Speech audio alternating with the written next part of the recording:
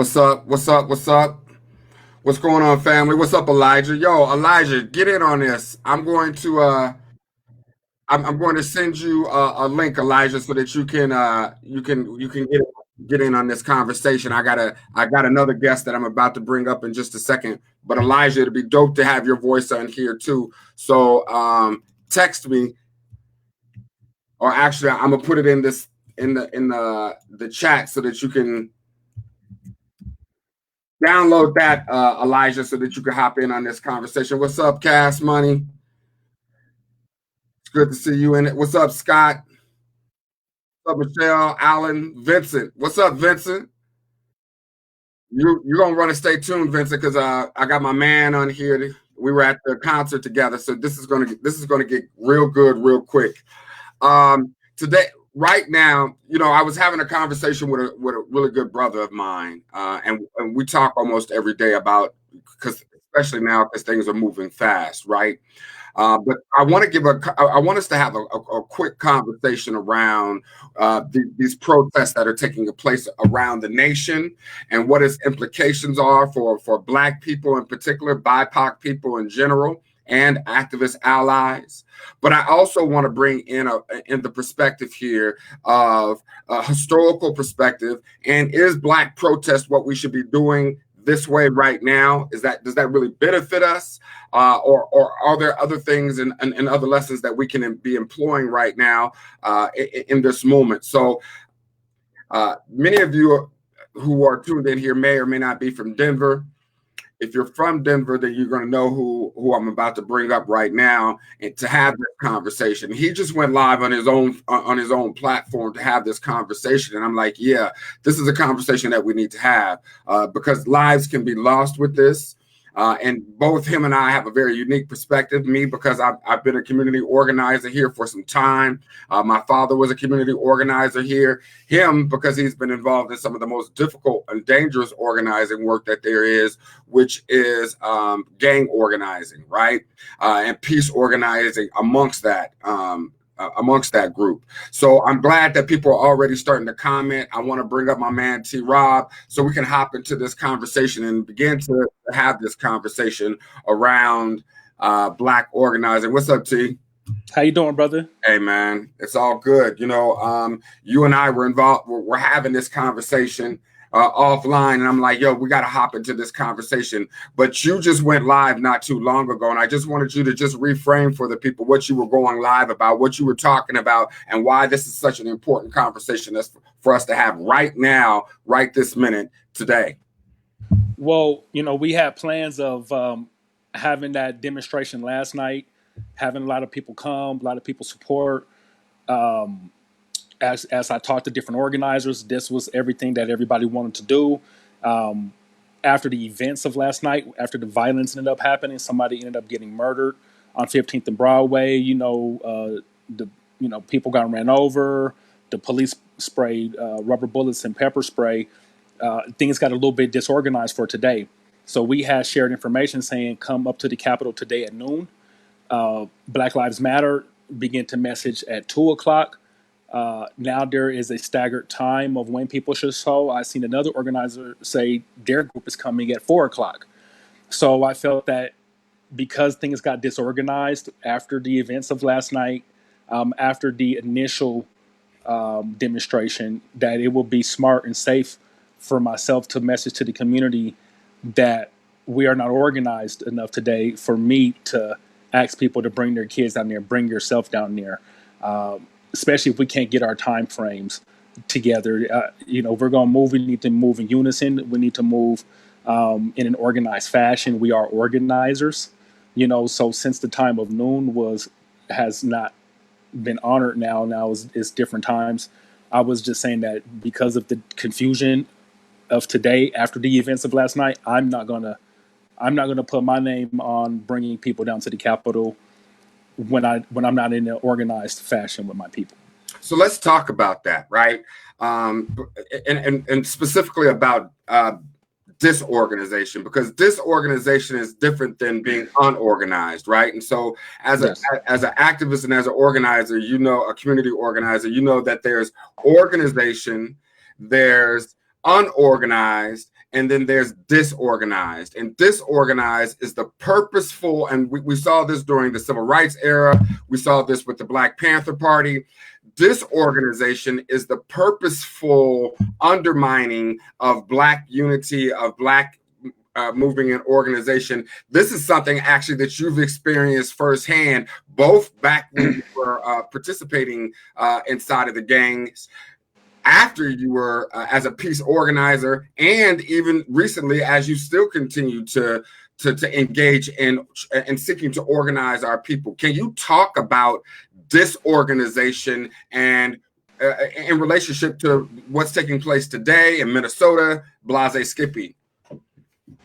So, like I just said on my live, it's sad that America continues to take us to a place where we have to be violent, where we feel like we have to do certain demonstrations in order to fight for our rights. But then there's also demonstrations and there's also incidents like what we're going through right now, where we even have the mayor of Minnesota, the mayor of Minneapolis saying we want charges brought. We have our own police chief here in Denver. He made a statement saying that his heart was broken, and we know the Denver police got their own backyard they need to clean up before they get to criticizing anything that's going on in Minneapolis. But for the most part, even the police chief here expressed condolences and said that it was a senseless act of homicide. His heart was broken. So if we're to a point to where we don't have to break a window and we can get billions of dollars and we can get systemic revolutionary change, why break a window if you don't have to? That's my thing. Like if we don't have to destroy things, if we don't have to get anyone murdered by the police and get someone shot with a rubber bullet or attacked with a dog, then why is that demonstration for George Floyd and for Black people, or is that demonstration for your own self? Well, I just saw that. I just saw that piece of information that came out. There was a photo that showed up this morning that said or showed a white man, unidentified white man, throwing something into a window, and he's actually the one that is attributed to starting the protest in the first place. Nobody knows who this person is, and we are very, and I think fortunately, and I say fortunately because it gave a younger generation the understanding of COINTELPRO. They showed the Black Lives Matter movement showed how police officers would embed themselves inside of the marches and inside of the demonstrations as they were taking place. You heard people in the 60s talk about unidentified Black people showing up inside of their protest, and then they're the ones that are starting violence or whatever. And I think that's best personified for Black people's memory overall by "Get your hands out my pocket." Mm-hmm. The person that famously yelled, "Get your hands out my pocket" in the Audubon Ballroom that allowed Malcolm X to get killed was in fact a police informant, police provocateur. So look at Fred Hampton in Chicago. I didn't mean to cut you off, Brother Soul, but look at Fred Hampton in Chicago. It was a brother who gave them the floor plan and everything, and he was up there asleep with his pregnant wife when they murdered him in Chicago. Man, young brother organizing the south and west sides of Chicago with Latinos and white people. We just did a show on your show when they created the Rainbow Coalition. Look at Martin Luther King Jr. His personal photographer worked for the FBI. He has come out and admitted he gave them the floor plans. Let's talk about Nat Turner. There wouldn't even be an end to slavery. Chattel slavery, he got the wheels turning because of people who sold out. So we have evidence of police officers in Ferguson. In Ferguson, they were wearing the same Nikes and Adidas that they were wearing in their police uniforms, fighting protesters. The next day, they had on these same tennis shoes and these same clothes with bandanas on their face, throwing rocks at the police. So why are y'all throwing rocks at the police and you're with demonstrators giving the police a reason to shoot and to murder and to maim people? When we have demonstrations like what we had after last night, I think it was counterproductive. I understand righteous rage. I even understand having to fight back when people are killing you or hurting you. But if the goal is already attainable, If we're already there, then I felt like a lot of what happened last night was self-serving. I felt like a lot of it didn't have nothing to do with George Floyd. A lot of that demonstration I agree with, though. A lot of that I'm proud of. I'm proud of my people, and I'm happy that other people came out to support what has been happening to us. But I do think that when it started getting a little bit out of control, it could have even been paid provocateurs. I don't put it past the Denver police to even have provocateurs there. They've done it to me at a peace rally. The Denver police, the FBI, and the ATF actually sent active gang members who have actually been to prison for murdering people to destroy me and to hurt me on private property in the Holly Square. And they've admitted to working for the police. And they came and destroyed a peace rally. It was a Black Unity rally where I had to defend my life. So the Denver police is known for using provocateurs to disrupt peace in Black communities. And we could have seen some of that last night. Maybe not. Maybe that was all these different organizations that like to break windows and different things. Break windows for us when we really need it, though. Like, because a lot of times some of those window breakers, they don't be there when we really need them, but when we already got the bag, then they want to break the window. So you know what I want to do real quick, T. Rob, is I want to bring up this video that's talking about Trump, where Trump is actually talking about taking action based upon what's taking place, and I want to get your thoughts on it after we hear from his tweets. Yes, sir.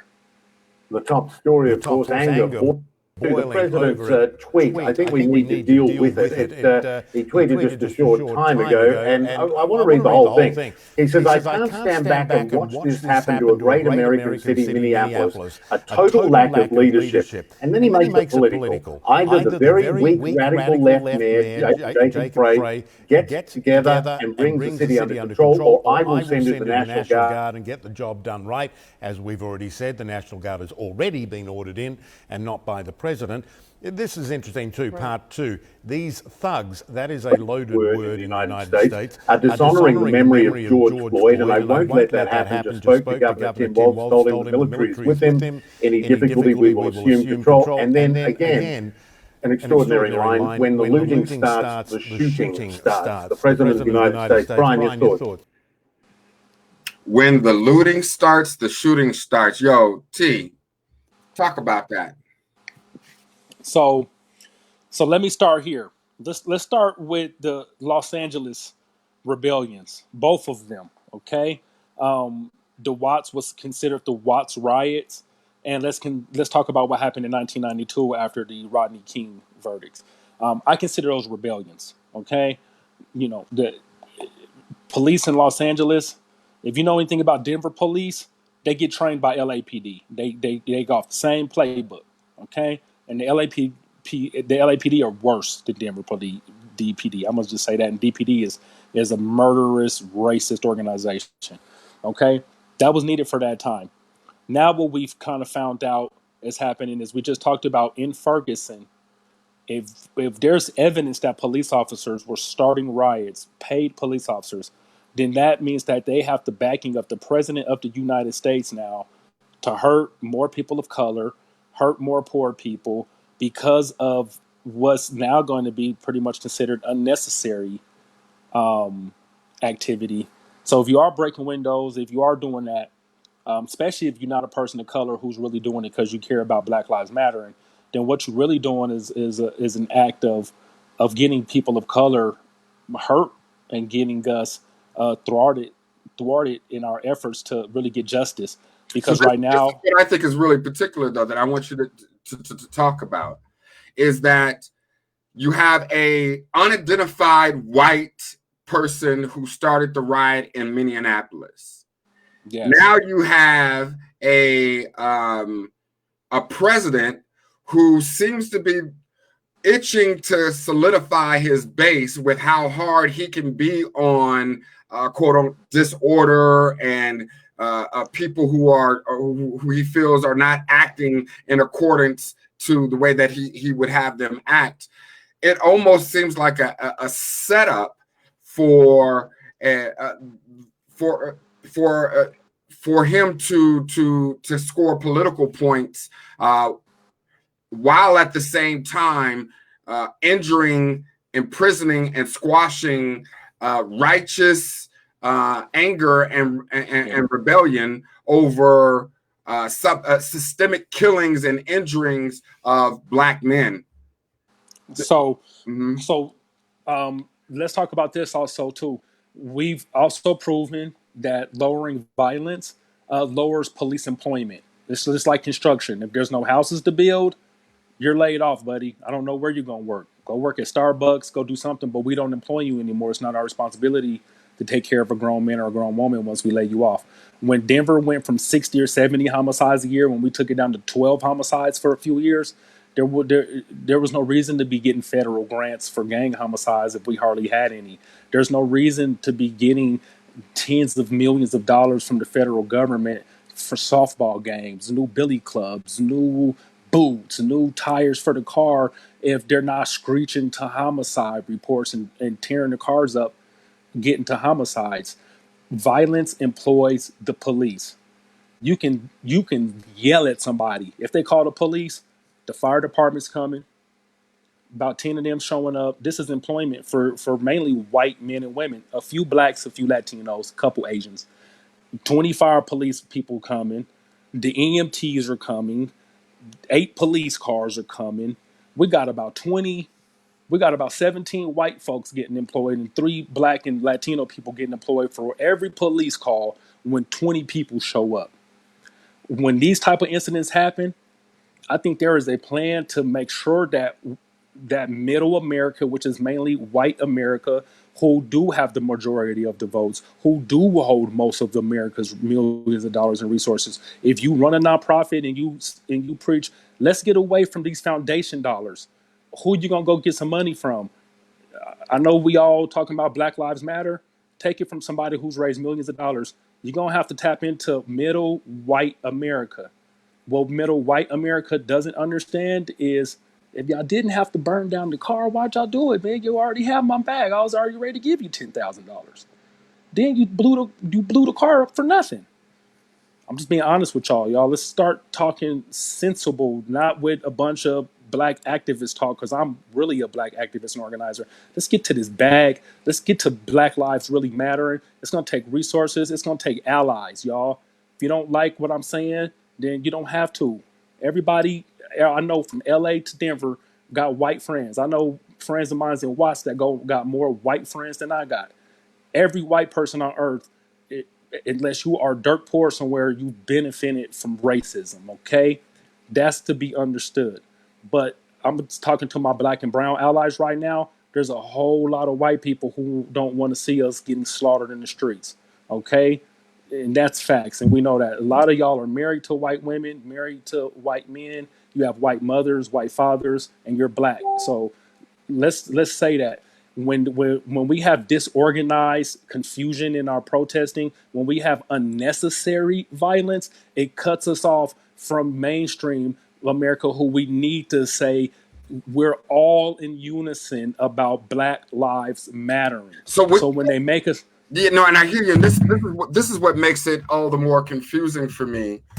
Not just confusing, because you've proven yourself to be an effective organizer for years and years. And there's a saying in organizing that stay ready so that you don't have to get ready. And when you stay ready so that you don't have to get ready, then you don't have things like what's happening today, where somebody's saying show up at 12 and somebody else is saying showing up at 2 and somebody's showing up at 4.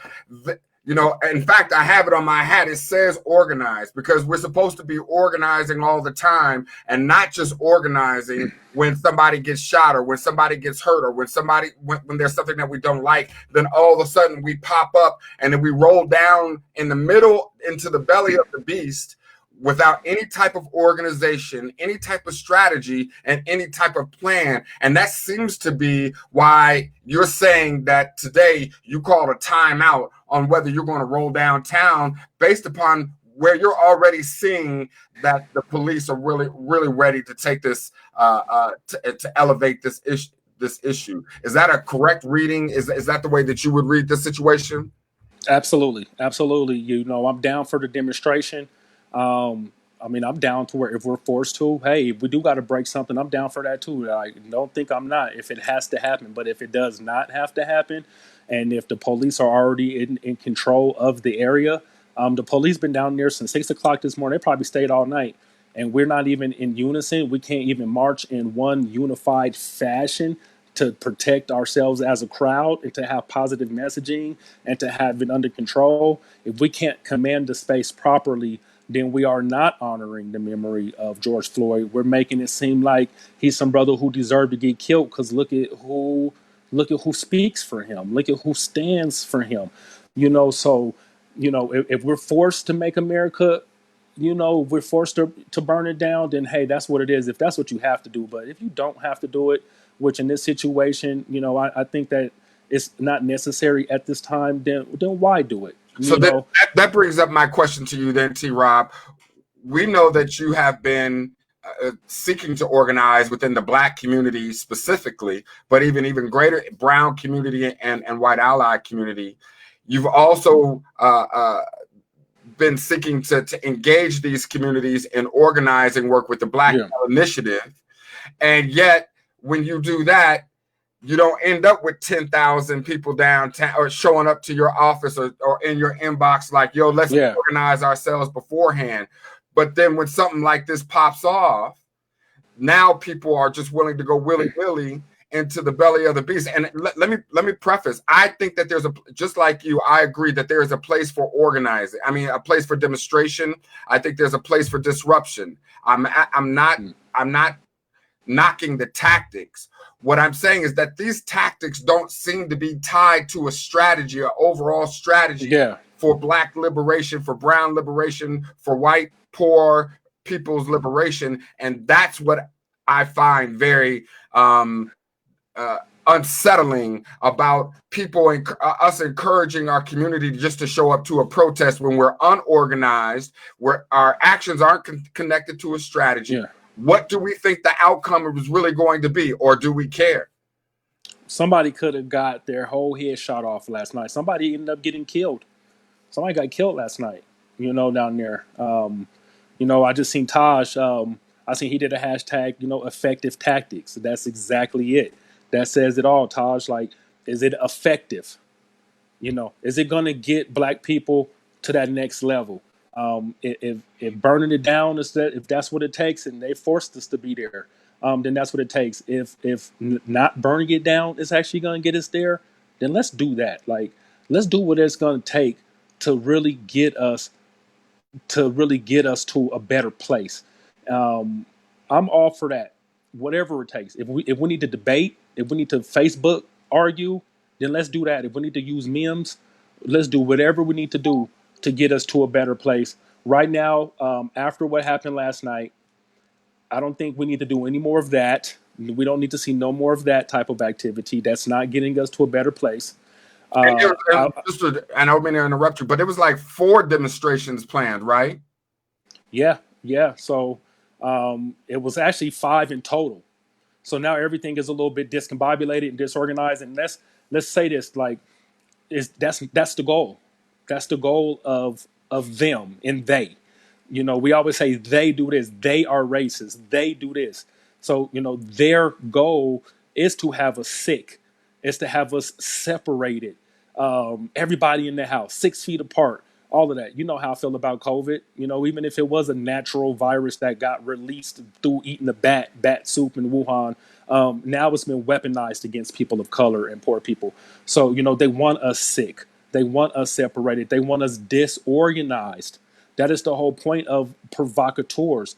The American government has spent millions, probably since the 60s now, billions of dollars employing and contracting with and employing provocateurs who have been to prison for multiple rape charges, who have literally been to prison for murdering someone, and they admitted kidnapping and murdering people, and they will go to prison and now they get out. The program is not called COINTELPRO anymore because of the protests of the 60s, because Black people in America got hit, because middle white America said no more of that type of activity, FBI. Even though we love you guys and we don't really care that much about Black people, but we don't want y'all doing that to us. So they changed COINTELPRO to Project Safe Neighborhoods, and they started focusing on black people having weapons. That's what it became. And they started justifying the racism and the continued COINTELPRO activity under the ATF instead of the FBI, and under a new program called Project Safe Neighborhoods. One main goal of Project Safe Neighborhoods is in their paperwork. You can Google it, look it up. Is they wanted to recruit, and they did recruit high-level gang members. You can't become a high-level gang member in a violent street gang that has any type of reputation unless you're killing people. Guess what happens to any street gang that hasn't killed nobody in 10 years? They get laughed out of town. Man, get out of here, y'all. Even the police call them inactive gang. The police will laugh about them. Who, that gang over there? Psh, they haven't killed nobody in 10 years. They suck. Get them out of here. You have to be from a gang that is actively killing people, and you have to have high rank in order to be a paid member of Project Safe Neighborhoods. And they're paying some of these guys $100,000 a year. Some of them guys pulling up with them booming systems and them nice new Range Rovers and all that dope. That's straight locker dope. That's straight dope that the police have given them. So we have evidence of that in Denver. My question to you then, T, and is this: what would your message be to the people that are listening to us now, and around the country as well, not just here in Denver, where these protests are being and people are planning on protesting? What would be your message to why you're not participating, and where do we go from here? So first, I'm gonna say this. Like I said, I think we've already attained a messaging nationally and internationally, and we got the ear of the people. Normally, when this happens, we don't get the ear of the people. And like somebody just said, yes, we do need to. I think, is that your mom? Yeah, that's my mom. Yeah. What's up, mom? So yeah, these officers do need to get arrested. We do need a federal investigation that's going on. They should be indicted. They should have been arrested. But right now, we got the mayor of the city who is supporting this messaging. We have several different elected officials. We have even police officers who are in agreement with what we're asking for. Let's not lose that momentum. Let's keep that momentum, and let's gain more momentum. It's all about gaining ground. If they force us to burn it down to gain ground, then that we'll do that. But right now, if we don't have to do that, let's not do that. Let's do the best thing that we need to do to keep our baby safe. To get messaging, to get justice for this brother, to get justice for all the brothers and sisters who have been murdered by the police. Right now, I think that we need to continue the demonstrations. I think we need to stay in control of the demonstrations and not let possible provocateurs continue to provoke. They've already burnt up the police station. We got some stuff that happened here in Denver. Let's keep it moving forward, guys. And that's my messaging. Like, let's still show up. Let's get organized. Let's have these discussions behind the scenes and show up in an organized fashion so we can be safe. Let's show out. That don't mean you need to break nothing. That don't mean you need to have the police giving the police an excuse. Now with the president's backing, they can murder and harm and kill. Mm-hmm. So let's not give them an excuse to kill us. Then we're going to be doing another protest about the murder that happened at this protest. That's right.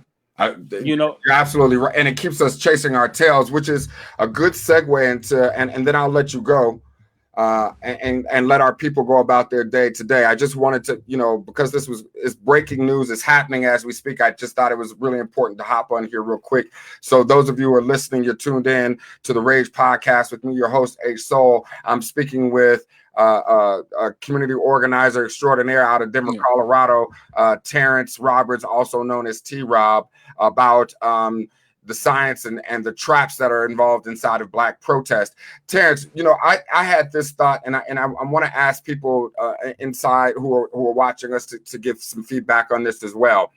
While I see protesting and disruption as one tactic, what I feel like is a stronger strategy is the strategy that we used called boycotting. We used it in Selma, Alabama. I mean, we used it in Montgomery, Alabama with the bus boycotts. We used it in South Africa to bring down the racist, violent South African all-white regime. What I see as necessary is for us to tie this into a larger long-term strategy. What if Black people, white people, indigenous people said, listen, any city where police officers kill a unarmed Black citizen, we are boycotting that city for 3 years, right? No concerts from Alicia Keys and all of our great Black entertainers. You get none of that. No conferences from our religious organizations. Nothing. We shut that down, and you become part of our blacklist. And then what we do is refuse to spend our monies in cities that refuse to protect Black lives. What do you think about that as a long-term strategy? I think that with that strategy, that's probably the only strategy that's really going to get us where we want to go, because it's been proven that once you start playing with their money, they don't care about burning up no stores or nothing like that. I'm gonna be honest with you. It helps us message, and it shows like, man, them Negroes in Minnesota, boy, they'll tear that stuff up. They'll tear it up in LA. Like, it shows that, and it disrupts. It does, because there has been places for that. I've said that earlier, but there's also places where it's not necessary and it's not needed. But when you get to playing with that kind of money in America, when you get to shutting down, so since we're talking about this, let's talk about Martin Luther King. They really didn't want to assassinate Martin Luther King while he was just organizing Negroes and doing just stuff at churches and having speeches. When he did that Montgomery bus boycott, that's when it got real. That's when they wanted him dead. When he started the Poor People's Campaign, people don't notice, he got very, very radical, radical. He wanted to shut down the entire White House, which would have shut down their economy. Once he did that, guess what happened to him? They tried to blow his head off. They shot him in the neck and killed him. They assassinated him. So once you start dealing with their comforts, because that's what white supremacy is about. That's what systemic racism is about. We live like this. Y'all don't deserve to live like this. In order for us to live like this, we got to put our foot on your neck. But what does living like this mean? Meaning having resources, having money. We need to shut shit down. We shut it down. We have a hard time, and you catch a lot of flack personally if you tell Black folks not to watch the NFL for one season. You'll get people acting like you just stole Christmas for the next 100 years. So. Do Black people, indigenous people, do we lack the political will necessary in order to actually to affect to play out a long-term strategy? Because of my optimism and because of my belief in our people, I think that we are getting there. Are we there? No, we still have too much inner strife with organizers. There is still a disconnect between some Black and brown organizers, but those relationships are getting healed and they're getting a lot better. There are some, disconnects between the LGBTQIA community and their disinclusion of Black men. There is still some confusion and not understandings about the indigenous community and where they stand. And a lot of times the indigenous community is with the Black community. The brown community, which means that there's some separation. So we've been doing a lot of great work around all of us having consistent messaging, around all of us, having intersectionality with our trauma, because we're being all murdered and held down by the same people. The same system that's murdering Black people was the same people who did a genocide on the indigenous community. It's the same people who brought us over here, the same people who murdered the Indians when they came. You know what I mean? So I think that we are getting to a point to where we are putting colorism aside, and we're getting to a common goal. So I believe in us. I think that we are getting effective measures done. I think that these demonstrations are effective. And I think, right now we got Hancock, he's going live about, what happened last night. And to be honest with you, if it wasn't for the peaceful demonstration last night to get the attention, they would have never had the attention for the window breaking and stuff like that. So, I think that when we get organized, We need to, just like your hat says, we need to continue to just work at being organized, and we're not there yet, so it's not perfect, but I do believe in us, and I'm confident. I'm confident that we're getting better at it. I'm getting better at it. You're getting better at it. You guys are watching my life real time. You guys have seen me grow up for the last 15 years organizing, and make better decisions, organize better. I could get better crowds, bigger crowds. We're organized. We're in unison. I'm seeing that from the Brown community. I'm seeing that from yourself, from the far Northeast with Brandon and Gabe. With Lumumba Sayers, man, with what he's doing with the youth, with people like that. So I think we're getting in our efforts, not only more organized and more in cohesiveness, but we need to start attacking the system, like you just said, because when you tearing up your own basketball court, I kind of get when people are like, well, they're just tearing up their own stuff. Some of that stuff ain't our stuff, but some of it is our stuff. Right. Once we get organized and we start attacking these systems, and we start and they lose $5 million in a weekend, that's when they're gonna start saying, man, we got to change this. Like, we don't care about them tearing up that little basketball court over there, but they just got the whole convention that's been coming to Denver for 40 years. That is a $10 million convention. Now them people don't even want to come no more because this dumbass officer was harassing this man for nothing. Right. And I ultimately think that's the only way that we're going to exert influence. I think it allows people to be safe from their homes. It's just they can direct their purchasing power differently. What's up, Candace? It's good to see you in the house, sister. Effective tactics. That's the movement. Effective tactics, like Tosh said. Tactics, right? And I think boycotting at this point, boycotting when you're broke is not a bad idea neither. A lot of people. Hey, July 7th, everybody. So y'all know we got the blackout plan July 7th. If you black, if you brown, if you are ally, keep your money in your pocket. You won't starve. Fast. It's okay to fast. It's okay to not stuff your face with Doritos and Snickers bars. Tell us more about that. Tell us more about, and then we'll let people get out of here. Just keep your money in your pocket, man. What day is it again? July 7th, 7/7, guys. Okay, so let's do it. Let's all be in unison. Let's be in support of one another. Keep your money in your pocket, man. It's okay to save money. Even if you got money, it's okay to not spend it all the time, man, especially on unnecessary stuff. And let's just see, man, all of those types of tactics, they all work, man. It all works. We don't want to give no one an excuse right now to take away with the gains that we've made with censusness that's disorganized. Once I do find out some more information, I may be back at the Capitol today, just so y'all know. Mm-hmm. Once I get some clarity, once I understand the messaging, once I see, because now we're not organized. And sometimes that's okay. Sometimes we go through that. But my message to everybody right now is we need to make sure that we're ready before we have to get ready. And we have not been ready. We've been reactionary.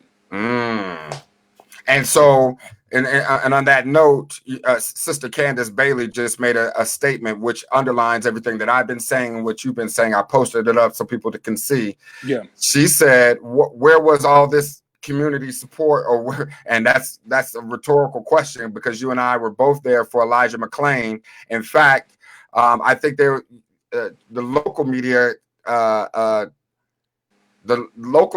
came out to see you when you went right to the Aurora Police Office District to confront police officers around the killing of Elijah McClain. Why weren't those numbers present for it's Candace Bailey's question? What would your answer to her be? Where was our community for the local murders? It wasn't enough cameras there. And I hate to say it like that. So that's the reaction that you're talking about, though, right? Like, it's only if it's on television, and it's only if it's, then that's when we show out for it. So we have to have a ways and means of communicating with our people. Yeah, we need our own messaging too. We need our own. Now let's talk about this. Look at how the president got fact checked by Twitter. Now all of a sudden they're about to shut down social media. Why? Because too many black people and brown people got too much of a voice. We don't need Fox 31. The same media that he's calling fake news, now he wants that to be our only platform, because we tearing his ass up on Facebook. We tearing his ass up on Twitter. And that's what they're afraid of. They don't want us to have money. They don't want us to have messaging power. They want to control the narrative, control the resources, control your body, control your mind, control your spacing, control your health, control your medicine, control our everything, okay? And they got people who look like us who help them do it. So we need to make sure that we can bring our own attention to stuff, because too many people show up to stuff like this. Yesterday was great, but I do attribute to some of the success from yesterday of the amount of attention that people wanted to be on camera. But when Elijah McClain gets killed, it's not enough national attention. It doesn't affect people in the way that they feel unless they see it on TV. So, like Candace said, we need this type of support and anger, and we need these type of people showing up. We need 5,000 people showing up for the Elijah McClains that got killed, for the Jessica Hernandezes that got killed, for the Ishmael Menace that have been killed, for the Frank Lobatos who've been killed, for the Paul Childs. Where is everybody? That's one thing I say about our city, man. I love Denver. I love the metro area. I love Colorado. Look at my hat right now. You'll never see me rocking another team that's not Colorado team. That's been my thing for years. But in Denver, we are too often ready to hop on national movements and kiss everybody else's ass about other things, and that, us helping with this George Floyd thing, we need to. But there's gang initiatives and all kind of stuff where we're always hopping on other people's movements when we got them same issues right here in Aurora. We got them same issues right here in the 5 Points or right here in Park Hill.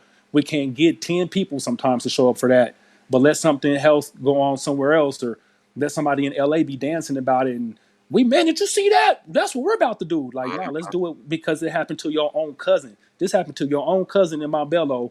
You didn't say nothing about it, but you mad about it happening to somebody in Compton. So, and then I promised to get out of here, but I have to ask you this last question. Brother Talib, who was also around during the 1965 riots in Watts.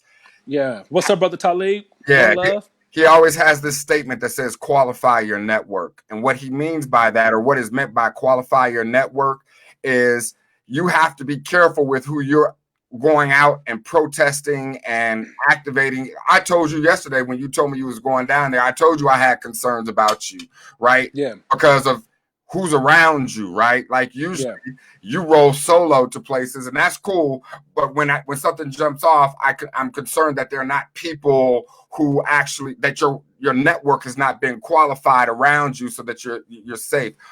You are a master at having qualified your network, because that's exactly what gang members do when they're moving in spaces like that. How can we as a people, and what should we be doing right now to make sure that we are qualifying our networks?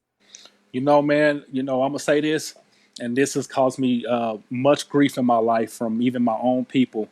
We have to be cognitive and careful of people who want to be activists now and organizing. Activism, when I started, I remember almost crying. I was jumping for joy when the Rocky Mountain News called me an activist. I had to earn that title. And I had been organizing for years. And the first time I got called an activist, I loved it. Now I don't even know if I want to be affiliated with the word activist. Everybody's an activist. Rapists are activists. Murderers are activists. Anyone's an activist. You can hand out some cookies. You're an activist. And when a rapper wants to get some media attention on Instagram, they're an activist. The term activist doesn't hold any weight. I prefer the term revolutionary if you're really about that. And what we need to start doing is making sure that we're organizing with revolutionary-minded people who are in it for the right reasons, who may never be on TV. It's a lot of you organizers to know. I've gotten a great deal of media attention and that I never planned on getting when I became an activist. I just wanted to work with some kids at Hallett Middle School, and it just grew by necessity. But you may not get on TV, y'all. You might not get famous. I'm not famous myself. You might not get rich doing this. I know y'all think a lot of money's in it because I talk about raising $7 million and we build youth centers and we've been on the news, but that's a hard life, man. Like, if you're not ready to be organized and manage that money and have a board of directors and do all that, don't get involved and hurt yourself and hurt your family, then get yourself indicted, because they will come for you when you get to playing with that money. Okay, we need to verify our networks by making sure that we got the right people who mean right by our people organizing with us. And we got a lot of sellouts. We have a lot of provocateurs who are black and brown people who work for the police and they're getting paid. I'm not talking about the person who works as an officer who that's their job, and they, some of those police are sorry, but we got some black and brown cops too who are like, nah, bro, I'm from the community and I want to do it like this or that. They need to be speaking up more about their comrades murdering their own people. That's another topic.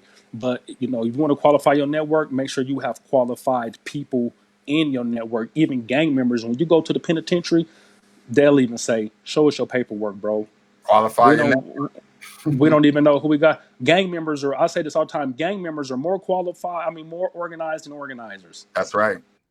Then we wonder why we're losing our youth to gang violence. Yeah, that's a deep. They're organized. That's a deep statement, and so I think that's the call that we're putting out. That last statement you said just puts chills up my spine. Really, you said gang members are more organized than organizers are because they qualify their networks. And you just said when you go to prison, people want to see your paperwork to see what you really up in there for, right? So that you get your network is qualified. Listen, T. Rob, I think where we are now, that at least once a week, you and I need to hop on these interwebs, this independent media, and do this because the perspective that you bring is so fresh and it's unapologetic too, and you come with an experience that I think is really necessary during these times. I don't know if we need to label it or something or brand it as something, but it's definitely something that needs to happen. I want to thank you for taking this time with us. You got anything you want to say to the people before we get out of here? Yep. Since you're a person, I want to start with True Soul, man. I really appreciate your leadership, brother. Your education of myself and the community around education justice issues. You, Brandon, Gabe, your brothers, Michelle, all of y'all really took the mantle on that, and y'all have grown that messaging. Especially, me really having these conversations with you. To the community, y'all know my messaging. I'm not afraid of my people. I am not ashamed of my people. I am proud of my people. I love my people. Black Lives Matter. We need to get more organized.